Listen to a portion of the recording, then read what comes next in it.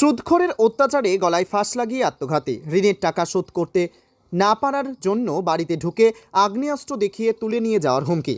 একই সাথে চড়া সুদে টাকা সময় মতো দিতে না পারায় জমি লিখিয়ে নেওয়ার অভিযোগ। আর এমন ঘটনায় আত্মহত্যা সিপিএমের চাপড়া বৃত্তিহুদা গ্রাম পঞ্চায়েতের প্রাক্তন প্রধানের স্বামী। বর্তমানে সুদ ও আসল বেড়ে দাঁড়িয়েছে প্রায় 20 গুণ। এমনই চাঞ্চল্যকর ঘটনাটি ঘটেছে চাপড়া থানার গোখুরাপোতা গ্রামে। ঘটনার পর স্থানীয় বাসিন্দারা প্রাক্তন পঞ্চায়েত প্রধানের স্বামীর মৃতদেহ আটকে রেখে বিক্ষোভ দেখাতে শুরু করে। স্থানীয় বাসিন্দাদের দাবি, গ্রামের কয়েকজন মানুষ চড়া সুদে মানুষকে টাকা ধার দেয়। সেই টাকা কয়েক মাসের মধ্যে বেশ কয়েক গুণ বৃদ্ধি পেতে শুরু করে। সুদ এবং আসল টাকা সময় মতো পরিশোধ করতে না পারলে তাদের বাড়িতে বিভিন্ন সময় হামলা, এমনকি আগ্নেয়াস্ত্র নিয়ে চড়াও হয় দুষ্কৃতীরা। রবিবার রাতে মকবুল হোসেন নামে এক ব্যক্তির বাড়িতে আগ্নেয়াস্ত্র নিয়ে হুমকি দেয় সুদের টাকা পরিশোধের জন্য। গত কয়েক মাস আগে ওই প্রাক্তন পঞ্চায়েত প্রধানের স্বামীর সঙ্গে 1 বিঘা জমি জোরপূর্বকভাবে রেজিস্ট্রি করিয়ে নেওয়ার অভিযোগ ওঠে।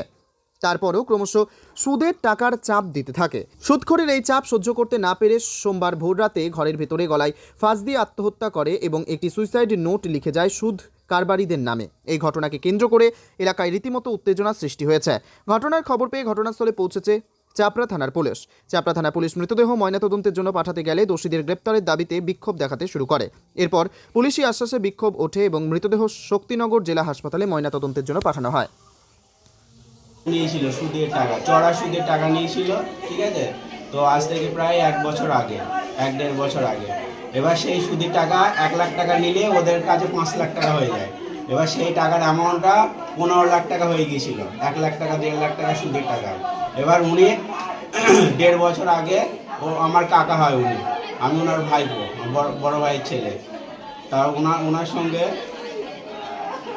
15 কাটা আমাদের পৈতৃক সম্পত্তি 15 কাটা জমি ওকে রেজিস্ট্রি করে দেওয়া হয় জোরপূর্বক ভাবে। মাথায় বন্দুক ঠেকিয়ে বাড়িতে সব বলেছিল, বাড়িতে সব মার্ডার করে দেবে, বাড়িতে বোম ফেলেছিল। ওরা এর সঙ্গে 10-12 জন জড়িত। সবার কাছে পিস্তল আছে ওদের।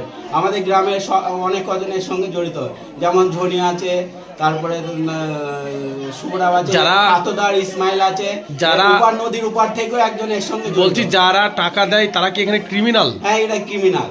এরা আমাদের বাড়ির সামনে, মসজিদের সামনে এদের আড্ডা। মসজিদের সামনে এরা সব সময় বসে থাকে।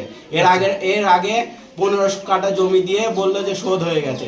তারপরে ফের গত 26 তারিখ থেকে 26শে ফেব্রুয়ারি থেকে ওনাকে মাথায় বন্দুক থেকে জোরপূর্বক ওনাকে বলা হচ্ছে যে তুই যদি প্রশাসনের দ্বারস্থ হোস তাহলে তোদের পরিবারের সবাইকে আমি আমরা মেরে দেবো 26 তারিখ থেকে। এবার কালকে রাতে ওনার মাথায় বন্দুক ঠেকিয়েছে, সেটা আমরা পরে জানলাম। আমরা জানিনি, আমাদের একটা মান সম্মান ছিল, উনি হয়তো মান সম্মানের ভয়ে বাড়িতে সবাইকে আলোচনা। কে বন্দুক ঠেকিয়েছে এখানে এই বিষয়টা তো আমি জানি না, এটা আমি ওনার ভাইপো, এটা বাইরের জন বলবে। এর সঙ্গে ওরা সবাই জড়িত, সুদের ব্যবসার সঙ্গে এরা অনেক কজন জড়িত আছে, প্রায় 15-20 জন এরা জড়িত আছে। আমাদের গ্রামেরও কিছু ভালো লোক সুদের ব্যবসার সঙ্গে জড়িত আছে। তারপরে কি হলো, ভোরবেলা উনি সময় রোজারে গেছিল, ভোরবেলা ভাত খেলো 4টের সময়, আমরা একসঙ্গে খাওয়া দাওয়া করলাম 4:30 সময়। তারপরে আমি বাইরে গেলাম, উনি তারপরে আমরা নামাজ পড়ে এসে একটু শুয়েছি। সকালবেলা 5:10-15 নাগাদ একজন দোকানে ওষুধ আনতে এসেছিল। ওনার দোকান আছে, কিসের? ওনার বিষ, সার, ওষুধ, কীটনাশক দোকান আছে। একজন ওষুধ আনতে এসেছিল, তো তখন বললো যে কই দোকানদার কই? আমি বললাম দোকানদার হয়তো একটু বাইরে গেছে। সকালবেলা দোকান করলে রাস্তার দিকে যায়, ঝাড় দেয়, বাগানের দিকে যায়, ঠিক আছে। এবার আমরা তো এটা বুঝতে পারিনি যে উনি এইভাবে, ওনার মতো একটা ভালো লোক যে এরকম একটা করবে, এরকম একটা। তাহলে কি ওনার মৃত্যুর জন্য দায়ী কি ওরাই? হ্যাঁ, ওনার মৃত্যুর জন্য যারা লোন দিয়েছে চড়া সুদে ওরাই দায়ী। ওরা প্রতিদিন ওনার মাথায় পিস্তল ঠেকিয়ে বন্দুক ধরে গুলি করে বাড়িতে যে সবাইকে মেরে দেবো এই ভয়ে, উনি মান সম্মানের ভয় হয়তো বাড়িতে কাউকে। গলায় ফাঁস লাগিয়ে আত্মহত্যা করেছে? গলায় ফাঁস লাগিয়ে এই পাশের ঘরটাতে আসেন, পাশের ঘরটাতে। কি নাম আপনার? আমার নাম মুজিবুর রহমান। যিনি মারা গেছে ওনার নাম কি? ওনার নাম মকবুল হোসেন। উনি আমার কাকা, আমি ওনার বড় ভাইয়ের ছেলে।